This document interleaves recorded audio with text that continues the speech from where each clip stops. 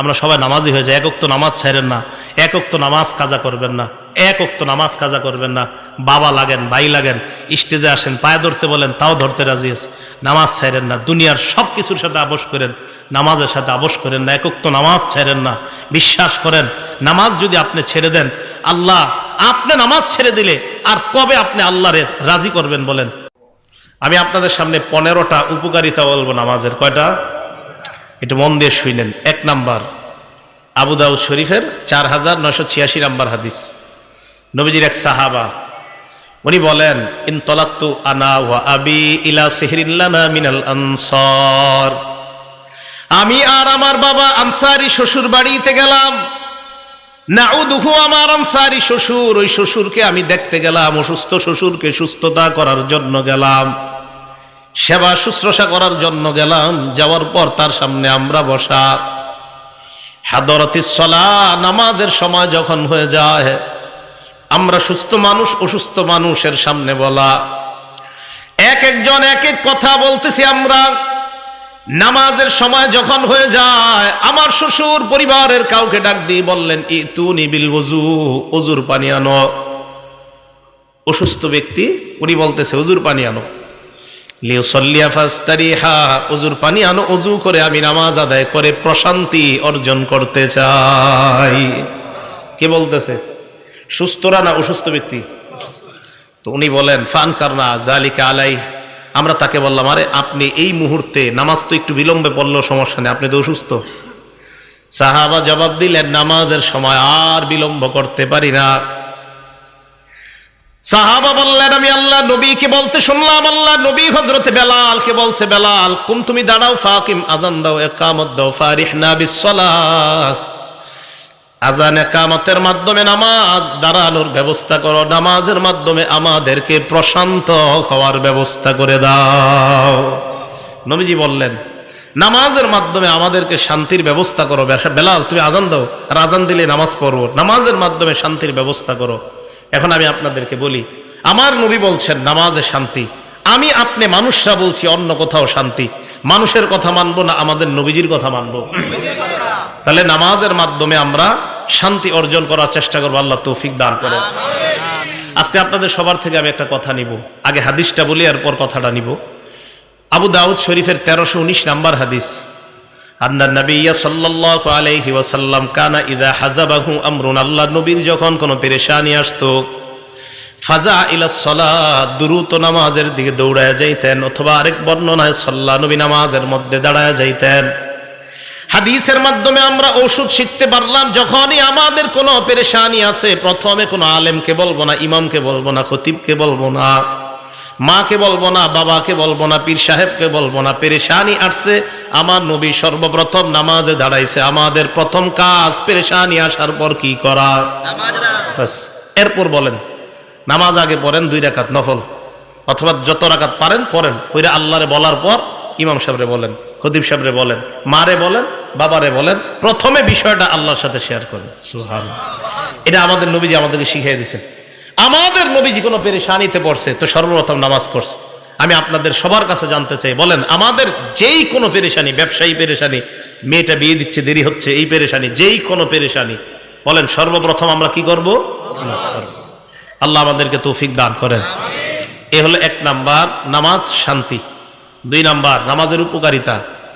নামাজ হলো আলো, নূর। কোন কালো মানুষ যদি নামাজ পড়ে, আল্লাহ তাকে আলোকিত বানায় দেয়। আবার বলছি, কোন কালো মানুষ যদি নামাজ পড়ে, আল্লাহ তাকে আলোকিত বানায় দেয়। সুন্দর মানুষ নামাজ পড়লে আল্লাহ তারে আরো সুন্দর বানায় দিবে। মুসলিম শরীফের 422 নাম্বার হাদিস। ক্বালা রাসূলুল্লাহ সাল্লাল্লাহু আলাইহি ওয়াসাল্লাম, আল্লাহ নবী বলেন, আত-তুহুরু শাত্রুল ঈমান, পবিত্রতা ঈমানের অঙ্গ। ওয়াল হামদুলিল্লাহি তামলাউল মিজান, পড়েন আমার সাথে আলহামদুলিল্লাহ। এই যে আমরা যারা আলহামদুলিল্লাহ পড়লাম, আল্লাহ নবী বলেন তোমাদের প্রত্যেকের জন্য মিজানের পাল্লাটা নেকি দ্বারা পরিপূর্ণ হয়ে যায়। পড়েন তো আবার আলহামদুলিল্লাহ। এটা আমাদের নবীজি বলছেন, তুমি বিশ্বাস করেন, যতবার বলবেন ততবার মিজানের পাল্লা আল্লাহ ভরে দেয়। এরপর নবী বলেন সুবহানাল্লাহ আলহামদুলিল্লাহ তামলাআন মা বাইনাস সামাওয়াতি ওয়াল আরদ। এবার পড়েন সুবহানাল্লাহ আলহামদুলিল্লাহ, মানে দুইটা একসাথে। আগে পড়ছেন শুধু আলহামদুলিল্লাহ, এখন পড়লেন সুবহানাল্লাহ আলহামদুলিল্লাহ। আল্লাহ নবী বলেন তামলাআন মা বাইনাস সামাওয়াতি ওয়াল আরদ, আসমান জমিনের মাঝে যেই জায়গাটা, এই জায়গা নেকি দ্বারা পরিপূর্ণ হয়ে যায়। এরপর আল্লাহ নবী বলেন সালাতু নূর, নামাজ হলো আলো। নামাজ এটা কেমন আলো? আল্লাহ বলেন ইয়াউমা তারাল মুমিনিনা ওয়াল মুমিনাতি ইয়াসআ নূরুহুম বাইনা আইদিহিম ওয়া বিআইমানিহিম। কিয়ামতের ময়দানে ঈমানদার নারী পুরুষকে আপনি দেখবেন, তারা যখন কিয়ামতের ময়দানে হাঁটে তাদের সামনে নূর, পিছনে নূর। হারিকেন যেমন ভাবে দেখেন, এই যে লাইট, মাঝখানে একটা আলো অথবা হারিকেন মাঝখানে একটা আলো। কিয়ামতের ময়দানে ঈমানদার নারী পুরুষকে যখন দেখবেন, দেখার পর বুঝতে পারবেন সামনে আলো পিছনে আলো, কমপ্লিট একটা নূরের প্যাকেটের মধ্যে ঈমানদার কিয়ামতের ময়দানে হেঁটে বেড়ায়। তাহলে এই আলো বাড়াইতে হবে কিভাবে? নামাজ। বলেন তো এই আলো বাড়াইতে হবে কিভাবে? নামাজ। পড়ব তো নামাজ ইনশাআল্লাহ। আল্লাহ আমাদের সকলকে নামাজের মাধ্যমে আলোকিত জীবন গড়ার তৌফিক দান করেন। একটা কিতাব আছে নাম মুসনাদ আহমদ, হাদিসের কিতাব, 10 নম্বর খণ্ড 83 নম্বর পৃষ্ঠা। নবীজি 5 ওয়াক্ত নামাজের কথা আলোচনা করে বলেন, মান হাফাযা আলাইহা, যারা 5 ওয়াক্ত নামাজ নিয়মিত আদায় করবে। বলেন কয় ওয়াক্ত? ফজর সহ না ফজর ছাড়া? 5 ওয়াক্ত নামাজ যারা নিয়মিত আদায় করবে, 3টা পুরস্কার নবী বলেন। 1 নাম্বার কানাত লাহু নূর, এই ব্যক্তি দুনিয়াতেও আলোকিত হবে, কিয়ামতের ময়দানেও আলোকিত। 2 নাম্বার বুরহানা, কিয়ামতের ময়দানে আমি আপনি যখন দাঁড়াবো, এই নামাজ আল্লাহর কাছে প্রমাণ হিসাবে উপস্থিত হয়ে যাবে। 3 নাম্বার নাজাত ইয়াউমাল কিয়ামা, কিয়ামতের ময়দানে জাহান্নাম থেকে মুক্তির সনদ হিসাবে নামাজ আল্লাহর দরবারে দাঁড়িয়ে যায়। ভাই নামাজ ছাড়েন না, 1 ওয়াক্ত নামাজ ছাড়বেন না। আজকে আমাদের মাহফিল শোনার খুব আগ্রহ, কিন্তু নামাজ পড়ার এই পরিমাণ আগ্রহ আমাদের নাই। এবং এই জায়গায় আশাবাদী সবাই নামাজ পড়ছেন, কিন্তু যদি বলি কারা পড়েন নাই তাও লোক পাওয়া যাবে, কিন্তু হাত তুলেন না। কিন্তু দেখেন আমাদের দেশে সবচাইতে যে জিনিসটার আগ্রহ কম, সেটা হলো যত কাজ আছে সব আমরা আগ্রহী।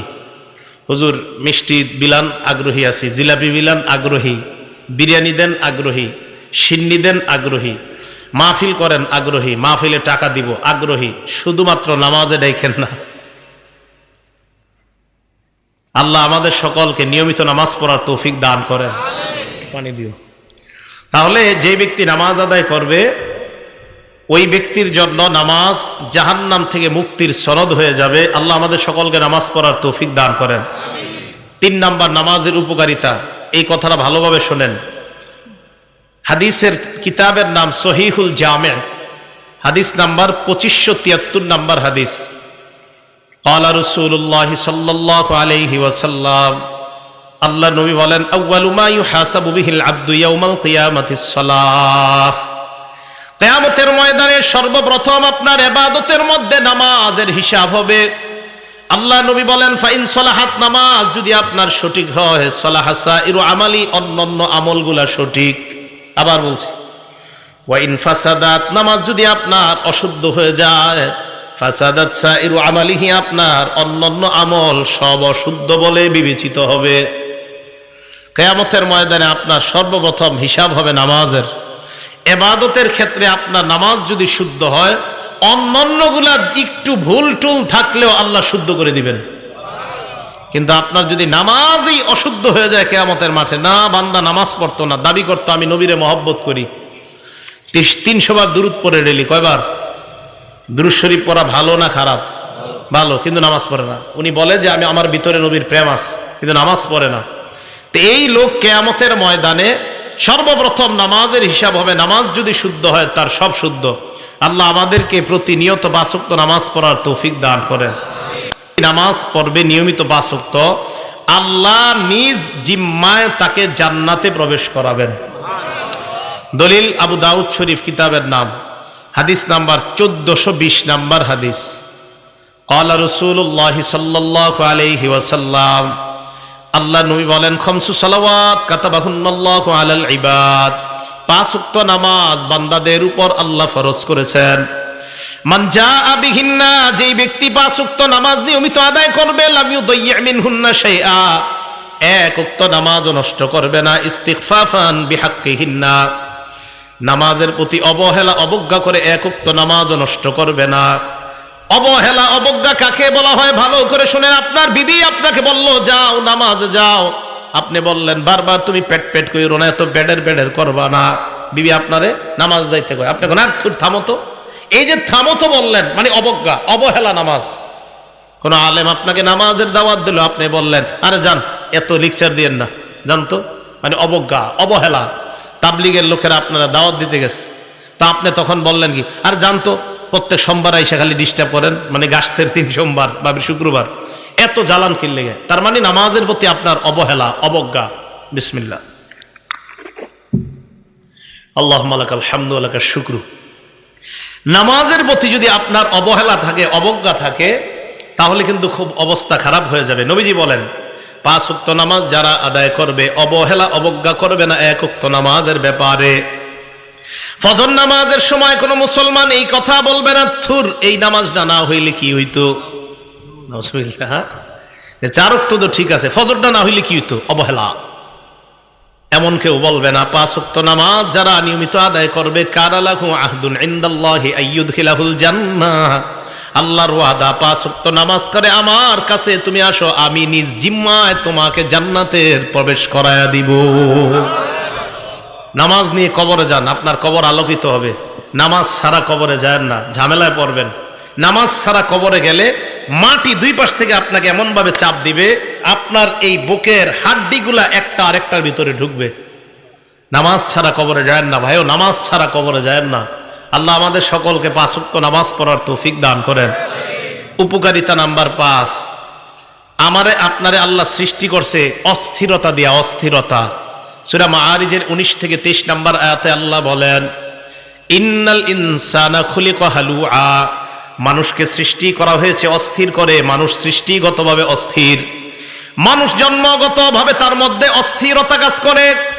আল্লাহ পাক রব্বুল আলামিন বলেন ইযা মাসসাহুশ শাররু জাজুআ, মানুষকে যখন কোনো অকল্যাণ স্পর্শ করে জাজুআ, মানুষ উৎকণ্ঠিত হয়ে পড়ে। খারাপ সময় আসছে আপনার, তখন আপনার কিছুই ভালো লাগে না। ওয়া ইযা মাসসাহুল খায়রু মানুআ, তাকে যদি কোনো কল্যাণ স্পর্শ করে, যদি টাকা পয়সা হয়ে যায়, 5-10 তলা বাড়ি হয়ে যায়, মানুআ, তখন কৃপণ হয়ে যায়, দিতে চায় না। টাকা পয়সা হয়ে গেলে দিতে চায় না। তবে দেখেন 1 অস্থির, 2 উৎকণ্ঠিত, 3 কৃপণ।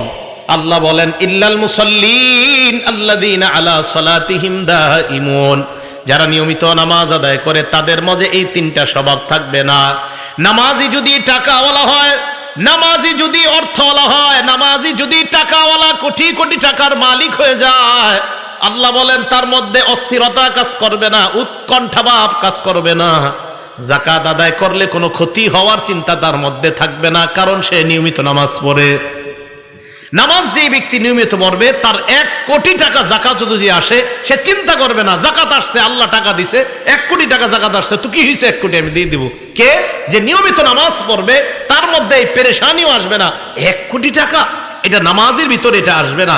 আরে আমি তো এরকম মানুষ চিনি যিনি 5 কোটি 10 কোটি 1000 কোটি টাকা যাকাত দেয়, এমনও মানুষ আছে, তাদের মধ্যে এটা কাজই করে না। কেন কেন নামাজ পড়ে নিয়মিত, এই নামাজ তার অন্তরের মধ্যে এই জাতীয় চিন্তা আনায় না।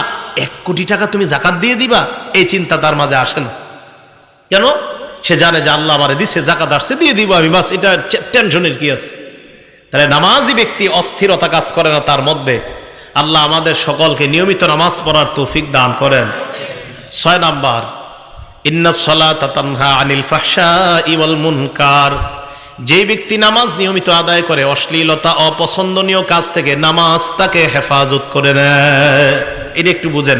এই আয়াত নিয়ে সবার অভিযোগ আছে, বিশেষ করে যুবকদেরও, এলাকার অনেক মুরব্বীদের অভিযোগ আছে। সূরা আনকাবুতের 45 নম্বর আয়াতে আল্লাহ বলছে নিশ্চয়ই নামাজ অশ্লীলতা থেকে মুক্তি দেয়। মানুষের আয়াত নিয়ে অভিযোগ না, মানুষের অভিযোগ নিজেদেরকে নিয়ে, যে হুজুর আপনারা বলেন নামাজ নাকি অশ্লীল কাজ থেকে বাধা দেয়। কই আমার ছেলে তো ডেলি নামাজ পড়ে, এরপরেও তো সে ফিরতেছে না, বলে না? আমার ছেলে ডেলি নামাজ পড়ে, তারপরেও তো সে ফিরতেছে না। আপনার ছেলে নামাজ পড়ে ডেলি, জানেন আপনি? কয় না, ডেলি না পড়লেও জুমাটা পড়ে তো, এক জুমা থেকে আরেক জুমা। তখন কথা কি হয়ে গেল? ফিরে গেল। কয় জুমাটা পড়ে, এক জুমা থেকে আরেক জুমা তো পরে তো হুজুর, এক জুমা আরেক জুমা, মাঝখানে কি ওই জুমাগুলা তারে ভালো কাজ করাইতে পারে না? বুঝেন, কোন মানুষ যদি নিয়মিত 5 ওয়াক্ত নামাজ পড়ে, ভালো করে 5 ওয়াক্ত নামাজ পড়তে অন্তত 1.5 ঘন্টা সময় লাগবে, মোটামুটি ভাবে যদি পড়েন 5 ওয়াক্ত নামাজ 1.5 ঘন্টা। আচ্ছা বলেন তো, 6 দিনে 1.5 ঘন্টা করে হলে কয় ঘন্টা হয়? 9 ঘন্টা। 6 দিনে 9 ঘন্টা আপনি অশ্লীলতা থেকে মুক্ত আছেন, কারণ 9 ঘন্টা আপনি মসজিদে, ওই জায়গায় আপনি গুনাহ করবেন না, এই যে নামাজ আপনারে বাঁচাইতেছে। আচ্ছা আজকে এশার নামাজ আপনি পড়তে আসলেন, খুব মন দিয়ে শুনেন। 25 মিনিটে এশার নামাজটা বললেন, পড়ার পর গেট দিয়ে যখন আপনি বের হবেন, একজন মুরব্বী আপনাকে বলে, ভাই একটু তালিমের মধ্যে বসো, বসার পর এরপর তুমি বের হবা। আপনার বন্ধু মসজিদের বাহিরে দাঁড়ায় আছে, কোথায় জানি আপনাকে নিয়ে যাবে। আপনার পছন্দ হইতেছে না, কিন্তু এলাকার চাচা মুরব্বীর কথাও আপনি ফেলতে পারতেছেন না।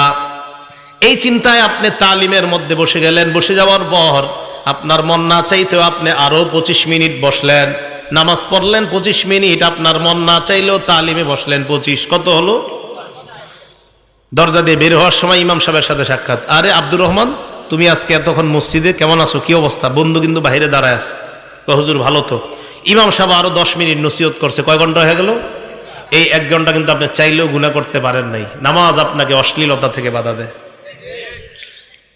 আপনি নামাজ পড়েন, আপনি নিয়মিত পড়েন, কিভাবে যে আপনাকে বাধা দিবে আপনি চিন্তাও করতে পারবেন না। তাহলে বলেন তো, নামাজ যতক্ষণ আমরা মসজিদে আছি, অন্তত ততক্ষণ তো একটা ছেলে মসজিদে তার মোবাইলে সিনেমা দেখবে না, নাটক দেখবে না, তার মানে নামাজ তাকে অশ্লীলতা থেকে বাধা দেয়। তাহলে আল্লাহ আমাদেরকে এইভাবে যদি নিয়মিত আমরা নামাজ পড়তে পারি, এক সময় দেখবেন এই নামাজ আমাদেরকে অপছন্দনীয় আর অশ্লীলতা থেকে বাধা দিতে দিতে আল্লাহর ওলির খাতায় আমাদের নাম আল্লাহ লিখে দিবেন। এই গেল 6 নাম্বার। 7 নাম্বারটা একটু মন দিয়ে শুনেন, নামাজ আপনার আগের জিন্দেগির সব গুনাহ মাফ করে দেয়। বিসমিল্লাহ। এই ব্যাপারে আপনাদের সামনে আমি 5টা হাদিস বলি। 1 নাম্বার, মুসলিম শরীফের 428 নাম্বার হাদিস। এই হাদিসে রাসূল আকরাম সাল্লাল্লাহু আলাইহি সাল্লামের সাহাবা উসমান গনি রাদিয়াল্লাহু তাআলা আনহুর গোলাম, উনি বলেন, سمعت عثمان بن عفان رضي الله تعالى عنه وهو بفناء المسجد فجاءه المؤذن عند العصر। উসমান গনি রাদিয়াল্লাহু তাআলা আন আসরের নামাজের সময় মসজিদ চত্বরের মধ্যে আছে, মুয়াজ্জিন সাহেব আসছে ওনাকে ডাকার জন্য, আসরের নামাজ পড়ানোর জন্য মুয়াজ্জিন সাহেব আসছে। আসার পর কয়, হুজুর আসরের সময় হয়ে গিয়েছে, তাড়াতাড়ি মসজিদে চলেন, নামাজ পড়াবেন। হযরতে উসমান ওযুর পানি আনলেন, আনার পর নামাজের জন্য ওযু করলেন, এরপর বললেন, আমি তোমাদেরকে আল্লাহর কসম একটা হাদিস এখন শোনাবো। হযরতে উসমান বললেন, ইন্নী সামি'তু রাসূলুল্লাহ সাল্লাল্লাহু আলাইহি ওয়াসাল্লাম ইয়াকুল, আল্লাহ নবীকে আমি বলতে শুনলাম, লা ইয়াতাওয়াদ্দাউ রাজুলুন মুসলিমুন, কোন মুসলমান যখন ওযু করে, ওযু করার পর ভালোভাবে ওযু করে, করার পর নামাজের মধ্যে দাঁড়ায়, ফাইসাল্লি সালাতা, নামাজ আদায় যখন করে, করার পর ইল্লা গফারাল্লাহু লাহু মা বাইনাহু ওয়া বাইনাল্লাতি তালিহা, নামাজ আদায় করতে দেরি, তার আগের গুনাহগুলা আল্লাহ মাফ করতে দেরি হয় না। ওযু সুন্দর মতো করে নামাজে দাঁড়াবেন, আল্লাহ আপনার গুনাহগুলা মাফ করে দেয়। মুসলিম শরীফের 431 নম্বর হাদিসে হযরত উসমান গনি আরেকটা বর্ণনা বলেন, মা মিন ইমরিইম মুসলিমিন, কোন মুসলমান যখন ইহসিনু ওযু আহা, সুন্দরভাবে ওযু করে, ফরজের নামাজ সময় হওয়ার পর, ফজর না ফরজ, ফজর না ফরজ, ফরজ নামাজ উপস্থিত হয়ে যাওয়ার পর, বলেন তো ফজর না ফরজ? তাহলে ফজর, জোহর, আসর, মাগরিব, এশা সবগুলা ফরজ নামাজ উপস্থিত হয়ে যাওয়ার পর সুন্দরভাবে ওযু করে, ওযু করার পর নামাজ পড়ে, রুকু সেজদা সুন্দরভাবে করে, তাহলে ব্যবসায়ী ব্যবসার মধ্যে দোকানে বসা, ফরজ নামাজের সময় হয়ে গেছে। চাকরিজীবী তার চাকরি স্থলে বসা, ফরজ নামাজের সময় হয়ে গেছে। আমি আপনি আমরা যার যার পেশার মধ্যে আমরা জড়িত, ওই সময় নামাজের সময় হয়ে গিয়েছে। কৃষক তার কৃষি কাজ করার সময়, জোহরের সময় হয়ে যায়, ফায়ুহসিনু উযুআহা, সুন্দরভাবে ওযু করে, ওযু করার পর নামাজ আদায় করে, হযরত উসমান বলেন কানাত কাফফারাতান লিমা ক্বাবলাহা মিনাজ যুনুব, এই নামাজ তার আগের সমস্ত গুনাহের কাফফারা হয়ে যায়। মালাম ইউতি কাবীরা, তবে কবিরা গুনাহ করবেন না। জোরে বলেন কি গুনাহ? আরো জোরে। কবিরা গুনাহ চিনেন নি কারে কয়? হ্যাঁ, একটু শোনেন। বুখারী শরীফের 2653 নম্বর হাদিস, 2653। ক্বালা রাসূলুল্লাহ সাল্লাল্লাহু আলাইহি ওয়াসাল্লাম, আল্লাহর নবী বলেন আল কাবাইর, কবিরা গুনাহ হলো আল ইশরাকু বিল্লাহ, এক নাম্বার আল্লাহর সাথে শিরিক করা। 2 নাম্বার ওয়া উকুকুল ওয়ালিদাইন, পিতা মাতার নাফরমানি করা। 3 নাম্বার ওয়া কতলুন নাফসি, কাউকে অন্যায়ভাবে হত্যা করা। 4 নাম্বার ওয়াল ইয়ামিনুল গুমুস, মিথ্যা শপথ করা। কি শপথ? মিথ্যা শপথ কারে কয় বুঝেননি? একটু বলি দেখেন। আপনি দোকানে শাটার লাগাইতেছেন, সোয়েটার বিক্রি করেন, আপনি বন্ধু আসছে, আইসা কয় তোর ভাতিজির জন্য একটা সোয়েটার লাগবে, তাড়াতাড়ি আগামীকাল বেড়াইতে যাবে, সুন্দর একটা গর্জিয়াস সোয়েটার দে। তো বাস খুলছে, খোলার পরে সুন্দর একটা সোয়েটার দিছে। সোয়েটার দেওয়ার পর কয় কত? অন্যদের থাকি 900, তুই 850 দে। তো দেওয়ার সময় কয় আর কইস না দোস্ত, মানুষ যা করে ঠিক মতো দামটাও দেয় না, কিনা দামটাও দেয় না। তোরে কইতাছে আল্লাহর কসম, এটা 800 টাকা দেখি না, তোর থেকে 50 টাকা লাভ করছে। সদরঘাটে খুঁজে দেখা যায় এটার দাম 300। কত? যদি হয় আর কি এরকম। এই যে মিথ্যা শপথ করলেন, আল্লাহর কাছে দাঁড়ানোর জন্য তৈরি হয়ে যান। বুখারী হাদিস নাম্বার 893। আল্লাহর সামনে আপনি দাঁড়াইতে হবে। আপনি মিথ্যা কথা বইলা আপনার পণ্য আপনি বিক্রি করলেন, কি এরকম হয় কিনা? না হইলে তো নাই, হয় কিনা? হইলে তো এটা গুনাহ। যদি না হয় মাশাআল্লাহ, আপনারা সব আল্লাহর ওলি। কিন্তু যদি এটা না হয়, বরং মিথ্যা কথা বইলা শপথ করে আপনি যদি পণ্য বিক্রি করেন, তা আল্লাহর সামনে দাঁড়ানোর জন্য প্রস্তুত হয়ে যান যে তুমি তোমার ইনকামটা কিভাবে করছো আমার একটু বলো। বিসমিল্লাহ। 4 নাম্বার মিথ্যা শপথ করা। 5 নাম্বার শাহাদাতুজ জুর, মিথ্যা সাক্ষী দেওয়া। মিথ্যা সাক্ষী এমন একটা সাক্ষী যেই সাক্ষীর মাধ্যমে অপরাধী হয়ে যায়, অপরাধী নিরপরাধ হয়ে যায়। 5টা কবিরা গুনার কথা আমরা জানলাম। এবার আপনাদের সামনে আমি 10টা এমন গুনাহের কথা বলবো। এর মধ্যে 7টা হলো গুনাহ, পরের 3টা, মোট 10টা। শেষের 3টা হলো এমন যে 3টা যদি না করেন গুনাহ। কিতাবের নাম মুসনাদ আহমদ, হাদিস নাম্বার 22075 নাম্বার হাদিসের বর্ণনা।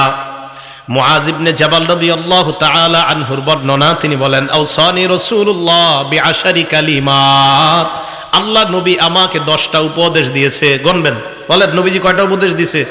আমারে আপনারে সবাইরে কয়টা উপদেশ? 1 নাম্বার লা তুশরিক বিল্লাহি শাইআ ওয়া ইন কুতিলতা ওয়া হুররিকতা, আল্লাহর সাথে শিরিক করবা না, যদিও তোমাকে হত্যা করা হয়, যদিও তোমাকে জ্বালিয়ে দেওয়া হয়। বলেন, হত্যা করা হয়, জ্বালিয়ে দেওয়া হয়, আল্লাহর সাথে কি করা যাবে না? আল্লাহর সাথে শিরিক চিনেননি কারে কয়? গরু জবাই করছেন, জবাই করার সময় বললেন আব্দুল কাদের জিলানীর নামে জবাই করলাম, এটা কি শিরিক? গরু জবাই করার সময় বললেন মুহাম্মাদুর রাসূলুল্লাহ সাল্লাল্লাহু আলাইহি ওয়াসাল্লামের নামে জবাই করলাম, শিরিক। কি বলেন তো? শিরিক। যেই শিরিক করে তার উপরে আল্লাহ পাক রব্বুল আলামিন অভিশাপ দেয়। মুসলিম শরীফ হাদিস নাম্বার 5018 নাম্বার হাদিস। এই হাদিসে রাসূল আকরাম সাল্লাল্লাহু আলাইহি সাল্লাম বলেন লানাল্লাহ মান লাআনা ওয়ালিদা, ওই ব্যক্তিকে আল্লাহ অভিশাপ দেয় যেই ব্যক্তি তার মা বাবারে অভিশাপ দেয়। কোন সন্তান যদি তার বাবাকে বলে আপনার মতো বাবা না হইলে আমার অনেক ভালো হইতো, এই ছেলের আল্লাহ অভিশাপ দেয়। কোন ছেলে যদি তার মাকে বলে তুমি আমার মা না হইয়া অন্য কেউ মা হইলে ভালো হইতো, এই সন্তানকে আল্লাহ অভিশাপ দেয়। আসেনি এমন সন্তান? 2 নাম্বার লাআনাল্লাহ মান যাবাহা লিগাইরিল্লাহ, ওই ব্যক্তিকে আল্লাহ অভিশাপ দেয় যেই ব্যক্তি পশু আল্লাহ ছাড়া অন্যের নামে জবাই করে। হুজুর 7 নামে কোরবানি দেন, আজকে থেকে বাংলার কইেন না। হুজুর 7 নামে কোরবানি দেন, এটা আর বলবেন না।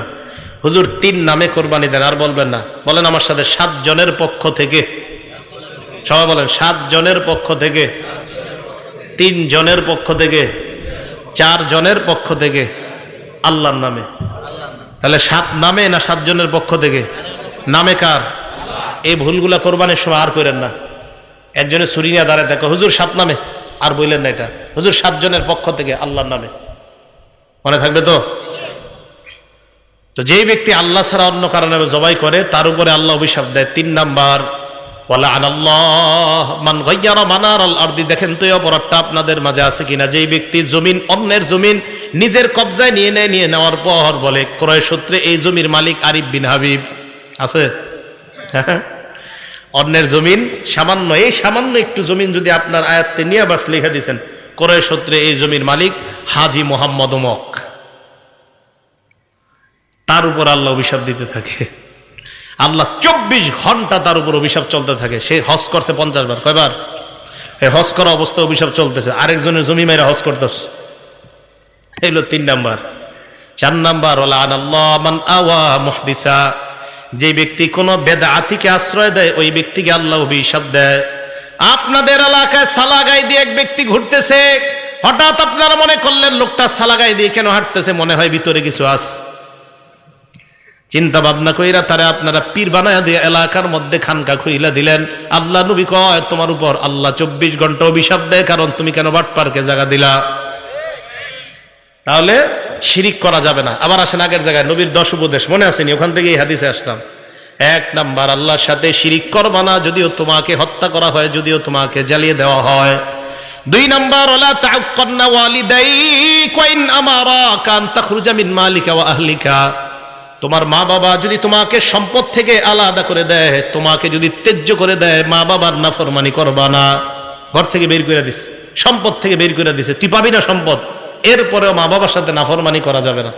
এখন মা বাবা বের করবে কি? ছেলে মা বাবারে বের করে দেয়।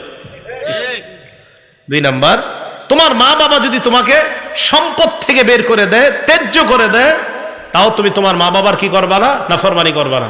3 নাম্বার, এই 3 নাম্বারটা শুনেন, ওয়ালা তাতরুকান্না সালাতান মাকতুবাতান মুতাআম্মিদা, বলেন ইচ্ছাকৃতভাবে, বলেন 1 ওয়াক্ত ফরজ নামাজ ছেড়ে দিবা না।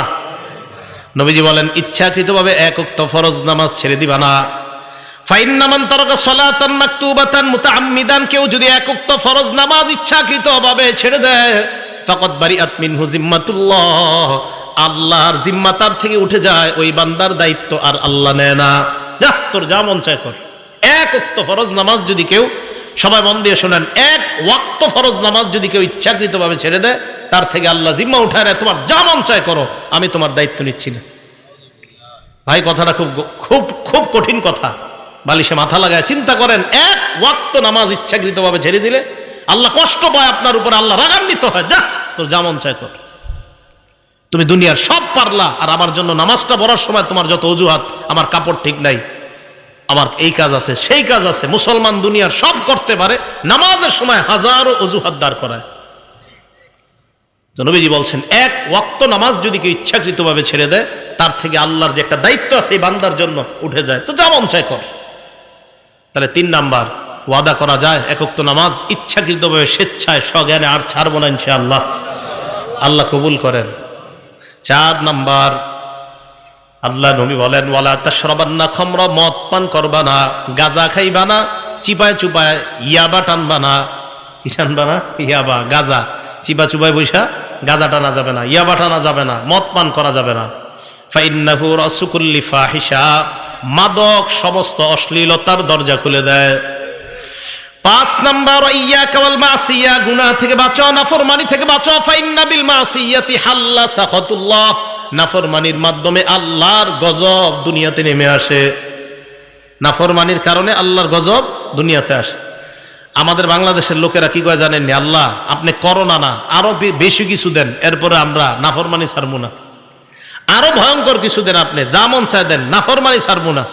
এর প্রমাণ এই গজবের পরেও আমাদের দেশে কিভাবে কোন দেশের নর্তুকি আইনা নাচানো হয়, যে আরো বড় গজব দেন, আপনি আরো বড় গজব দেন, সমস্যা নাই, আল্লাহ সমস্যা নেই। আর গজব যে আরো বড় আসবে, এটা আবু দাউদ শরীফের 4019 নম্বর হাদিসে নবী বলে দিছে, গজব আরো আসবে, অপেক্ষা করেন। হ্যাঁ বলছি, নবীজি বলছেন, আবু দাউদের 4019 নম্বর হাদিস, ইবনে মাজা, আবু দাউদ না, ইবনে মাজার 4019 নম্বর হাদিসে নবী বলছে গজব আরো আসবে আমাদের দেশে, অপেক্ষা করতে হবে আমাদের। কি নবীজি বলছে, কোন দেশের মধ্যে যখন মানুষ ঘোষণা দিয়ে অশ্লীলতা করে, কি দিয়ে? ঘোষণা দিয়ে, প্রকাশ্যে ঘোষণা দিয়ে যখন অশ্লীলতা করবে কোন দেশের মানুষ, ওই দেশে ওয়াল আউজাউল্লাতী লাম তাকুন মাযাত ফি আসলাফিহিমুল্লাযীনা মাযাউ, এমন এমন গজব আসবে যেই গজবের নাম অতীতের মানুষ কখনো শুনে নাই, করোনার নাম মানুষ শুনে নাই, ওমিক্রনের নাম মানুষ শুনে নাই, সিডর আইলা নাইলার নাম মানুষ শুনে নাই। তাহলে একের পরে এক নামে এমন নামে গজব আসবে যে নাম আগে দুনিয়াতে ছিল না। এজন্য দেখেন করোনার কারণে কত কোটি কোটি মানুষ বেকার হয়ে গেল। এরপরে কিভাবে এমন গজবের কাজ করা হয় যে কাজের কারণে গজব আসে। আমি তো মনে করেছিলাম করোনার পরে আমাদের দেশে 90% মানুষ মনে হয় নামাজি হয়ে যাবে, তাদের ধ্যান ধারণা সব পাল্টায় যাবে, কিন্তু না, গজবের ইলেকট্রনিক মিডিয়া আমাদের এই যুব সমাজ সহ পুরা বাংলাদেশ সহ গোটা দুনিয়াটাকে ধ্বংসের দ্বার প্রান্তে নিয়ে গেছে। গজব আরো দেও আল্লাহ, সমস্যা নাই, আরো অপরাধ করবো আমরা, তুমি দেও যেমন চায়। মানুষের ভাবসাব এমন অপরাধের। ওয়াইয়াকা ওয়াল মাসিয়া, 5 নাম্বার নবীজি উপদেশ দিলেন, নাফরমানি কইরো না। নাফরমানির কারণে আল্লাহর গজব আসে। মুসনাদে আহমদ একটা কিতাবের নাম, এই কিতাবের 26,638 নম্বর হাদিসে নবীজি বলছেন, ইজা জহারাতিল মাআসি ফি কওমিন, কোন এলাকায় যখন নাফরমানি ব্যাপকভাবে হবে, আম্মাহুমুল্লাহু বিআযাবিন মিন ইনদিহি, ওই এলাকার ভালো খারাপ সবার উপর আল্লাহ গজব দিবে। ভালো খারাপ সবার উপর। সাহাবারা কয়, হুজুর ভালো মানুষের উপর কেন দিবে?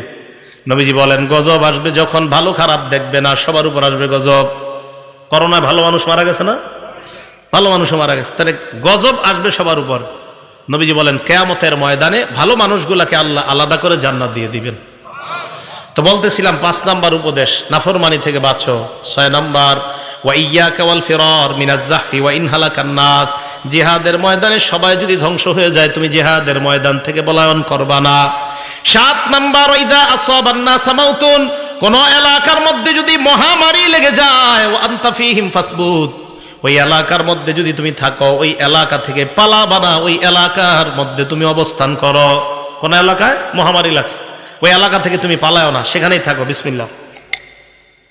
বিশ্ব স্বাস্থ্য সংস্থা ঘোষণা দিল, সারা পৃথিবীতে লকডাউন দিল, আর বলল কি, যে যেখানে আছে সেখান থেকে যেন বের না হয়। এটা বিশ্ব স্বাস্থ্য সংস্থার ঘোষণা কিছুদিন আগে। আমাদের নবী 1500 বছর আগে বলে দিছে এই ঘোষণা। তার মানে মুসলমানদের পক্ষ থেকে আমরা দাবি জানাই, ও অমুসলমান সম্প্রদায় যারা আছেন, পুরা পৃথিবীতে এই ঘোষণা আপনারাও মেনে নেন। আমাদের নবী মানুষদের মধ্যে সবচেয়ে শ্রেষ্ঠ গবেষক ছিলেন। না হয় কিভাবে বলে দিলেন, যেই দেশে মহামারী লাগবে সেখানেই থাকো, সেখান থেকে বের হয়েও না। বিশ্ব স্বাস্থ্য সংস্থা এখন কইছে, আমাদের নবী 1500 বছর আগে কইছে। 7 নাম্বার, যেখানে মহামারী লাগে সেখানে থাকো, বের হয়েও না। 8, 9, 10 নাম্বারটা মন দিয়ে শোনেন সব অভিভাবকরা। 8 নাম্বার, ওয়া আনফিক আলা ইয়ালিকা মিন তাওলিকা, তুমি তোমার সামর্থ্য অনুযায়ী, সাধ্য অনুযায়ী পরিবারের উপর খরচ করবা। বেতন আপনার 15,000, আপনার সন্তান আপনার কাছে একটা মোবাইল চেয়েছে, মোবাইলের দাম 20,000। বেতন কত? মোবাইলের দাম কত? 20,000। পরিবারে চালাবেন কিভাবে? এই সন্তান ওই বাবারে তখন সুদ নামক গুনাহে লিপ্ত করে। ওই বাবা তখন ছেলের দিকে তাকায় বাধ্য হইয়া ব্যাংক থেকে সুদ আনে। কি করবে? ছেলে কয়, মোবাইল যদি না দাও আমি পড়াশোনা করব না। কি কথাগুলো ঠিক না? তো সাধ্য অনুযায়ী তুমি তোমার পরিবারের উপর খরচ করো, এটা হলো 8 নাম্বার। 9 নাম্বার, ওয়ালা তারফা আনহুম আসাকা আদাবা, তোমার পরিবারের উপর থেকে তুমি শাসনের লাঠি উঠাইবা না। পরিবারের উপর শাসনের লাঠি মানে আপনার বিবি যেন আপনাকে ভয়, এই ব্যাপারে যেন ভয় পায়, আমার স্বামী দুনিয়ার মধ্যে সবচাইতে ভালো, আমার স্বামীর মতো হাস্যোজ্জ্বল মানুষ নাই। তবে আপনার বিবি যেন অন্য মহিলাদেরকে এই কথা বলতে পারে, আমার স্বামী দুনিয়ার সব কিছুর সাথে আপোষ করতে রাজি, নামাজের সাথে আমার স্বামী কোনো আপোষ করবে না। নামাজ যদি না পড়ি, আমার স্বামীর চাইতে কালো চেহারা আর কারো হবে না।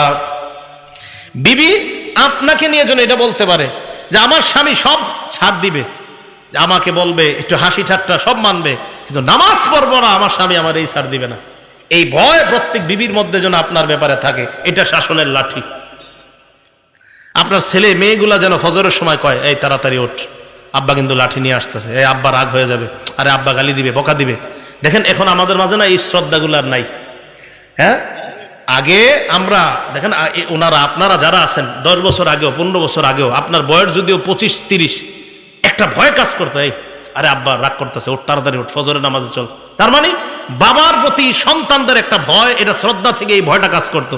আমেরিকার বিশাল বড় লোক হয়ে যাওয়ার পরেও সন্তান বাবার সামনে যখন আসতো, একদম বিড়ালের মতো নিচে দিয়ে তাকায় দেয়, কারণ আমার সামনে যিনি উনি আমার বাবা, আমি তার সন্তান। এই শ্রদ্ধাবোধ গুলা নাই। জানেন কেন নাই? এই মিডিয়া, এই মোবাইল আমাদের বাবা আর সন্তানের এই শ্রদ্ধার সম্পর্ক নষ্ট করে দিস। কেন জানেন? বাবা, সন্তান, স্ত্রী একসাথে বৈশা সিনেমা দেখে যে ঘরের মধ্যে, আপনি বলেন ওই সন্তান ওই বাবাকে কিভাবে শ্রদ্ধা করবে? করবে না। তাহলে 9 নাম্বার, সন্তান পরিবারের উপর থেকে শাসনের লাঠি বুঝে আসছে সবার। আপনার সন্তানরা যেন এই ভয় থাকে, এই শোন তাড়াতাড়ি নামাজে চল, নামাজে না গেলে আব্বা কিন্তু জি রাগ করবে। এই ভয় সন্তানদের মাঝে থাকাটা, এটা হলো শাসনের লাঠি। 10 নাম্বার, ওয়া আখিফুম ফিল্লাহি আজ্জা ওয়া জাল, তোমার পরিবারকে তুমি সব সময় আল্লাহর ব্যাপারে ভয় দেখাও। পরিবার যেন গুনাহ দিকে ধাবিত না হয়। তাদেরকে বলো মরণের পর 2টা ঠিকানা, একটা হলো জান্নাত আর একটা হলো জাহান্নাম। আমি আবার বলি একবারে, আপনারা দেখেন একটু মনে রাখতে পারেন কিনা। 1 নাম্বার, আল্লাহর সাথে শিরিক করা যাবে না। 2 নাম্বার, মা বাবার সাথে নাফরমানি করা যাবে না। 3 নাম্বার, ফরজ নামাজ ইচ্ছাকৃতভাবে ছেড়ে দেওয়া যাবে না। 4 নাম্বার, মাদক পান করা যাবে না। 5 নাম্বার, আল্লাহর নাফরমানি করা যাবে না। 6 নাম্বার, জিহাদ যদি কখনো ফরজ হয়ে যায়, জিহাদের ময়দান থেকে পলায়ন করা যাবে না। 7 নাম্বার, মহামারী কবলিত এলাকায় থাকলে ওই এলাকা থেকে পলায়ন করা যাবে না। 8 নাম্বার, সাধ্য অনুযায়ী পরিবারের উপর খরচ করা। 9 নাম্বার, পরিবারের উপর থেকে শাসনের লাঠি না উঠানো। 10 নাম্বার, পরিবারকে আল্লাহর ব্যাপারে ভয় দেখানো। পারলে ঘরে টানায় রাখবেন, এগুলা কাজে লাগবে। আমাদের নবীজির উপদেশ তো খুব কাজে লাগবে। দেখবেন খুব কাজে লাগবে যে আমাদের নবীর উপদেশ এগুলা। তখন আপনার ভিতরে একটা শ্রদ্ধা কাজ করে। আমি আরিফ বিন হাবিবের উপদেশ না, এগুলো নবীজির উপদেশ। এগুলো রাসূল আকরাম সাল্লাল্লাহু আলাইহি সাল্লাম আমাদেরকে বলছেন। বলেন দামি কথাগুলো না? আল্লাহ আমাদেরকে আমল করার তৌফিক দান করেন। বলেন তো কোত্থেকে আসছে এই জায়গায়? মুসলিম শরীফে 431 নাম্বার হাদিস, যে হাদিসে হযরত উসমান বলছে নামাজ পড়লে সব মাফ, কবিরা গুনাহ করা যাবে না। এইখান থেকে এই কবিরা গুনাহগুলো জানলাম আমরা। মুসলিম শরীফে 440 নাম্বার হাদিস। এই হাদিসে রাসূল আকরাম সাল্লাল্লাহু আলাইহি সাল্লাম বলেন, as-salawatul khams, 5 ওয়াক্ত নামাজ। ফজর পড়ছেন, জোহর পড়ছেন, আসর পড়ছেন, মাগরিব পড়ছেন, এশা। দেখেন নামাজ ফাঁকা, নামাজ ফাঁকা। মাঝখানে আপনার কিছু ভুলভ্রান্তি হয়ে গেছে, পরের নামাজটা পড়ার কারণে আগের গুনাহগুলো মাফ। বুঝে আসছে না সবার? এবার আল্লাহ নবী বলেন, ওয়াল জুমআতু ইলাল জুমআ, এক জুমা থেকে আরেক জুমা, মাঝখানে তুমি সালাত আদায় করছো, সব করছো, এরপরেও কিছু গুনাহ তোমার রয়ে গেছে, এখনো মাফ হয় নাই। 5 ওয়াক্ত নামাজও পড়ছেন, সব করছেন। এরপরে আল্লাহ কয় ঠিক আছে তো এখনো তোর সুযোগ, জুমার নামাজটা আদায় করলেন, আগের ওই নামাজও পড়ছেন, সব করছেন, এরপরেও কিছু গুনাহ এখনো আটকায় আছে। আল্লাহ নবী বলেন জুমা পড়লা, আগের গুনাহগুলো মাফ। করতে করতে আপনার বছর শেষ হয়ে গেছে, রমাদান ইলা রমাদান, এক রমজান থেকে আরেক রমজান এসে গেছে।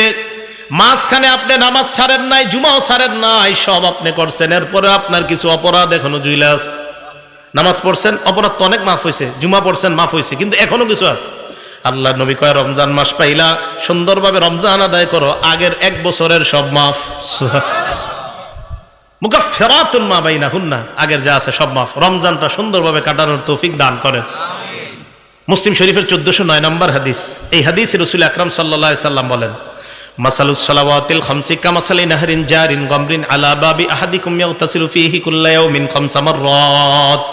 তোমাদের কারো বাড়ির দরজার সামনে একটা পুকুর আছে, প্রবাহিত পুকুর, প্রবাহমান একটা নদী আছে, এই নদীর মধ্যে তুমি 5 বার গোসল করলা অথবা ওযু করলা।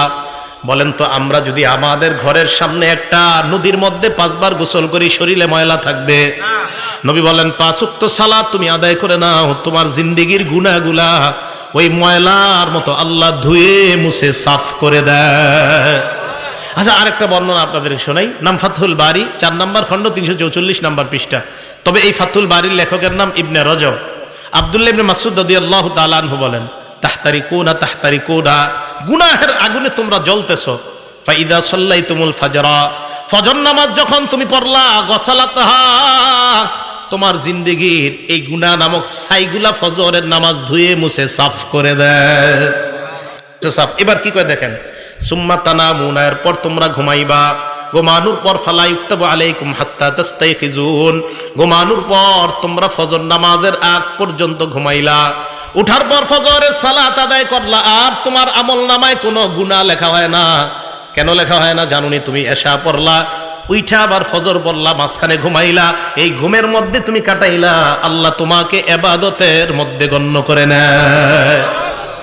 এটা জানেননি আপনারা? ফজর নামাজ যদি জামাতে পড়তে পারেন তাহলে তো আরো ঘটনা কি, এশার নামাজ জামাতে পড়ছেন, ফজর নামাজও জামাতে পড়ছেন। বলেন এশা কিসে পড়ছেন? জামাতে। ফজরও ক্বালা রাসূলুল্লাহ সাল্লাল্লাহু আলাইহি ওয়াসাল্লাম, আল্লাহ নবী বলেন, মান সাল্লাল ফাজরা মান সাল্লাল ইশা আবি জামাআ, কোন ব্যক্তি যদি এশার নামাজ জামাতের সাথে আদায় করে, আদায় করার পর ওই ব্যক্তি ঘুমাইলো, আল্লাহ নবী বলেন ফাকান্নামা কামা নিসফাল লাইল।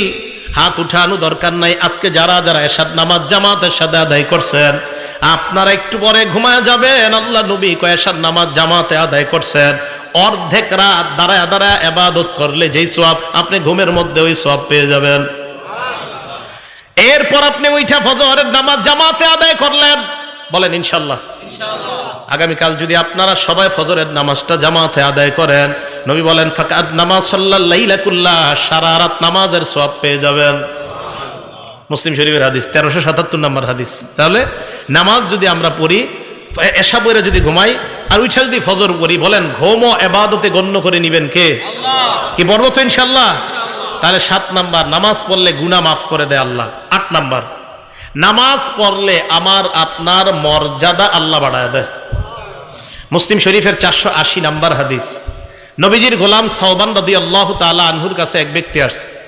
আসার পর প্রশ্ন করলেন, আমাকে এমন একটা আমলের ব্যাপারে বলো যে আমলটা করলে আমাকে আল্লাহ জান্নাত দিবেন।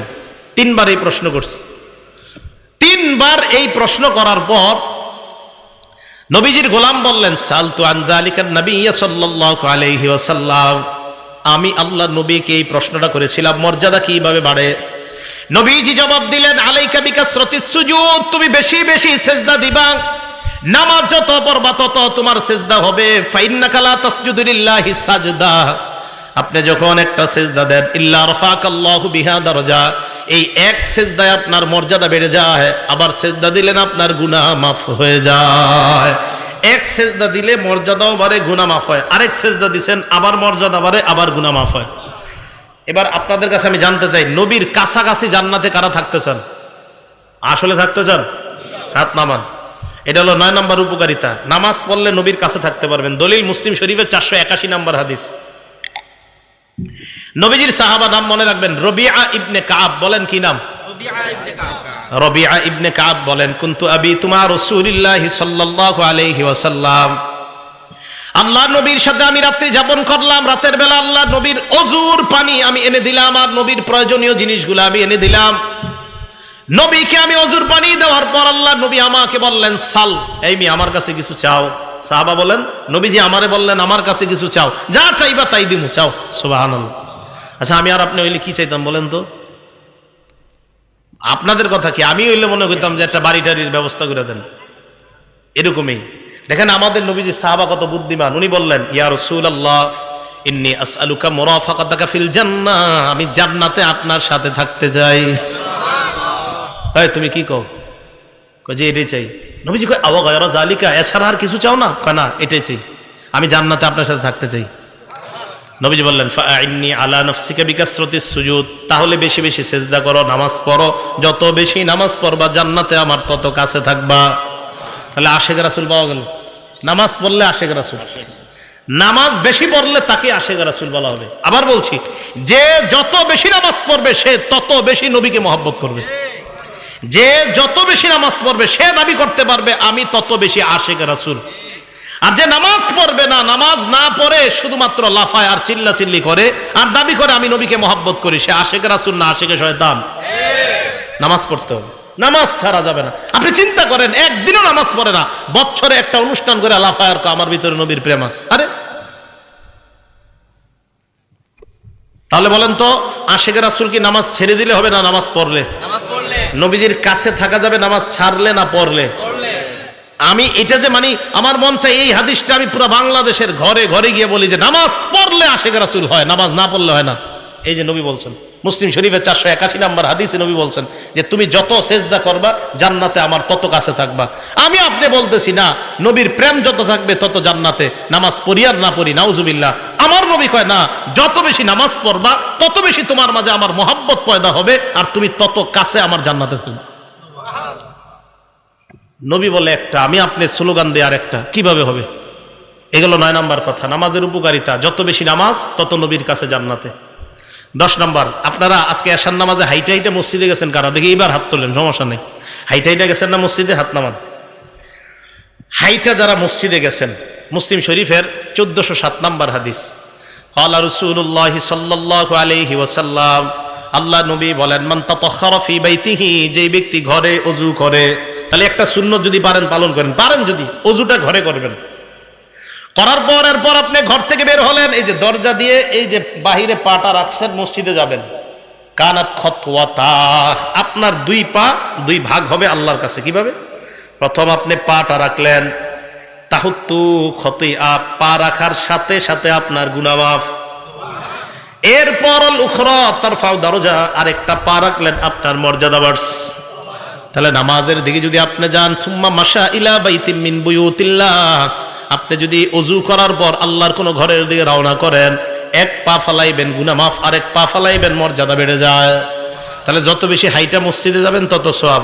এক সাহাবা অনেক দূর থেকে মসজিদে আসতো, অন্যান্য সাহাবারা কয়, মিয়া তুমি একটা বাহন কিনতে পারো না, বাহন দিয়ে আসবা? কয় না, নবীজি বলছে যত হাইটে আসবো তত সওয়াব, তাই আমি বাহন কিনি না। কয় মিয়া তুমি মসজিদের আশেপাশে ঘরটা বানাইতে পারো না? কয় না, নবী বলছে যত দূর থেকে আসবো তত বেশি সওয়াব। তাহলে 10 নাম্বার, যত বেশি হাইটে আমরা মসজিদে যাব তত বেশি সওয়াব।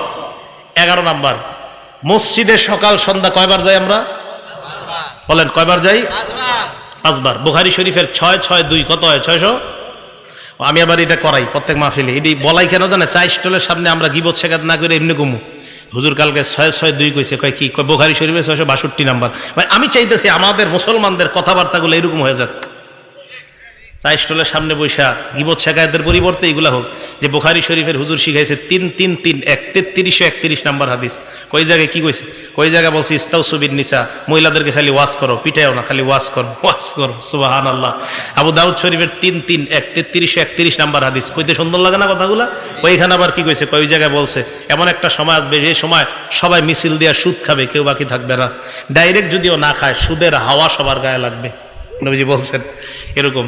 3370 নাম্বার হাদিস বুখারী শরীফের। ওখানে আবার কি?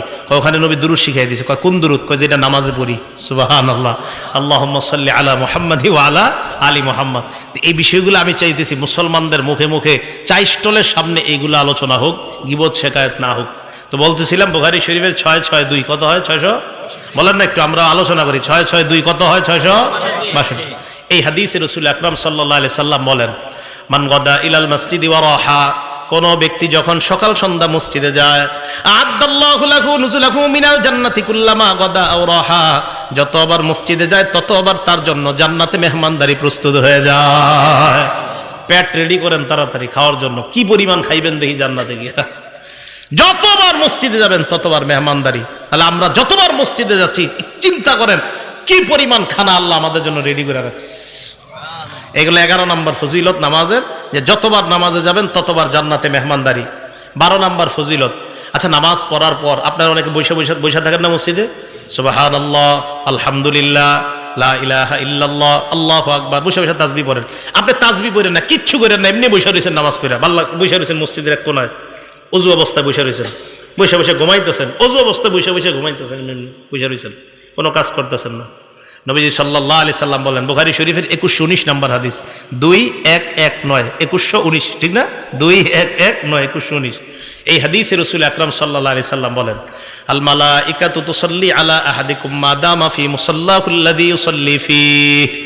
নামাজ পড়ার পর মুসল্লি যেই জায়গায় বসে আছে, বসে থাকার পর ওই মুসল্লি যতক্ষণ মসজিদ থেকে বের না হয়, ফেরেশতারা তার জন্য আল্লাহর কাছে 2টা দোয়া করতেই থাকে। 1 নাম্বার ফেরেশতারা বলে, আল্লাহুম্মা সাল্লি আলাইহি, মাবুদ তুমি এই বান্দার উপর শান্তি নাজিল করো। মাবুদ গো, বেচারা পেরেশানি হয়ে মসজিদে বসে আছে, আল্লাহ আমরা ফেরেশতারা বলতেছি তারে তুমি শান্তি দিয়ে দাও। ভাই কিভাবে বুঝাবো আপনাদেরকে? আপনি পেরেশান হয়ে মসজিদে গিয়ে বসে রয়েছেন, ফেরেশতারা আল্লাহ রেখে, আল্লাহ তারে শান্তি দাও। সুবহানাল্লাহ। 2 নাম্বার, আল্লাহুম্মা আরহামহু, আল্লাহ তুমি তাকে তোমার রহমতের চাদর দ্বারা ঢেকে নাও। দোয়া 2টা সুন্দর না? তাহলে অস্থির কাজ করতেছে, পেরেশানিতে আছেন, মসজিদে নামাজ পড়ে একটু বসে থাকেন আর মনে মনে ভাববেন যে হুজুরে বুখারী শরীফের দলিল দিয়ে বলছে আমি মসজিদে যতক্ষণ বসে থাকবো আমার পেরেশানি দূর হওয়ার জন্য ফেরেশতারা দোয়া করবে। এগুলো 12 নম্বর উপকার। 13 নম্বর, মসজিদে যায় দেখছেন আপনাদের এলাকায় জোহর কয়টায়, 1:30 না 1:01? আচ্ছা 1:01 ধরে নিই আমরা। মসজিদে গেছেন, আপনি যাওয়ার পরে সুন্নত পড়ে দেখতেছেন 20 মিনিট বাকি আছে, বসে রয়েছেন, কোনো কাজ নাই। এই যে আপনি বসে রয়েছেন আরো 20 মিনিট বসে থাকবেন, আপনি এমনি বসে রয়েছেন, অটোমেটিক গাছের পাতার মতো আপনার গুনাহ জোরে পড়তেছে। দলিল মুসলিম শরীফের 475 নম্বর হাদিস। ক্বালা রাসূলুল্লাহ সাল্লাল্লাহু আলাইহি ওয়াসাল্লাম, আল্লাহ নবী বলেন আমি কি তোমাদেরকে এমন 3টা আমলের কথা বলবো না যে 3টা আমল করলেই তোমাদের গুনাহ অটোমেটিক মাফ হইতে থাকে। 1 নাম্বার, ইসবাগুল ওযুই আলাল মাকারি। তুমি অপছন্দ মানে কষ্ট হইতেছে ওযু করতে, কষ্ট, এরপরেও তুমি ওযু করা, ওযু করতে কষ্ট হইতেছে এরপরেও ওযু করা। ওযু করতে কষ্ট হয়, মনে করেন এই জায়গায় একটু সমস্যা আছে, তো আপনি আস্তে ধীরে ওযু করতেছেন, কষ্ট। 1 নাম্বার কষ্ট হইল ওযু করা। 2 নাম্বার কাসরাতুল খুতা ইলাল মাসাজিদ, হাইটা বেশি বেশি মসজিদে যাওয়া। 3 নাম্বার ইন্তিজারুস সালাতি বাদাস সালাহ, নামাজের অপেক্ষায় বসে থাকা। এই 3টা আমল তোমরা করতেছো, গাছের পাতার মতো গুনাহ জড়ে পড়ে যায়। এই জায়গায় গাছের পাতা শব্দটা নাই, এখানে আসছে গুনাহ জড়ে পড়ে। আরেক হাদিসে আসছে নবীজি সাল্লাল্লাহু আলাইহি সাল্লাম বের হইতেছে, সাহাবা তাকায় রইছে, তো মাথায় লাইগা গাছের পাতা ঝরে পড়তেছে, তাকায় রইছে। নবীজি বলেন কি ব্যাপার, আশ্চর্য হইতেছো, গাছের পাতা পড়তেছে? এই গাছের পাতাগুলা যেইভাবে পড়ে নামাজ পড়বা এইভাবে তোমার গুনাহগুলা ঝরে পড়েছে। তাহলে 13 নাম্বার আমরা জানলাম, মসজিদে গিয়া অপেক্ষা করলেও কোনো লস নাই। কিন্তু আপনারা কি করেন জানেন, 1:01টার সময় যদি 1:16 বাজে যায় অথবা 17 ইমাম সাহেব আসে না, সবাই একসাথে মিছিল দিয়া হুজুর আসে না কেন হুজুর আসে না কেন, এখন থেকে আর এটা করবেন না। কেন? যে হুজুর আসতে 2 মিনিট দেরি হইলে আমার লাভ, 2 মিনিট আরো গুনাহ ঝরবে। ঠিক আছে না? এই গেল 13। 14 নাম্বার, আবু দাউদ শরীফের 558 নম্বর হাদিস। নবী সাল্লাল্লাহু আলাইহি সাল্লাম বলেন, ঘর থেকে যারা উযু করে বের হয়ে মসজিদে আসবেন, আসার পর নামাজে দাঁড়াইলেন, আজরুহু কাজরিল হাজিল মুহরিম, ইহরাম বাঁধা অবস্থায় হাজী সাহেব হজ করলে যে সওয়াব আপনি ওই সওয়াব পাবেন। নামাজে গেলে আপনি দেখেন কত পরিমাণ সওয়াব, হজের সওয়াব, নামাজে গেলে গুনাহ মাফের সওয়াব, নামাজে গেলে মর্যাদা বাড়ার সওয়াব, নামাজে গেলে নবীর কাছে জান্নাতে থাকার ফজিলত, আর কিছু না। মানুষ বুঝে না, মানুষ দুনিয়ার সব করে নামাজ ছাড়া। বিশ্বাস করেন আমাদের সব সুন্দর নামাজ ছাড়া। আমরা যারা নামাজ পড়িও নামাজটা সুন্দর হয় না আমাদের। আমি আপনাদেরকে বলছি বুখারী শরীফের 757 নম্বর হাদিস দিয়া, নামাজটা যেন খুব ধীর স্থিরতার সাথে সুন্দরভাবে হয়। হবে না ইনশাআল্লাহ? অনেক সময় হয়ে গেল।